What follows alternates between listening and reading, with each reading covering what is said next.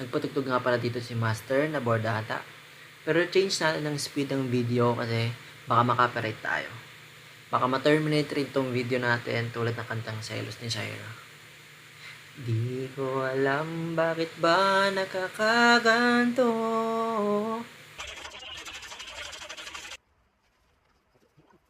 Makalipas ang 2 araw, sa wakas, natapos na rin natin i-sort ang mga resibo. Ito nga pala yung nanay ko, naghahanap siya ng latest na resibo dahil may mga tao na kailangan mapicturan yon. At ang kapalit ay pera.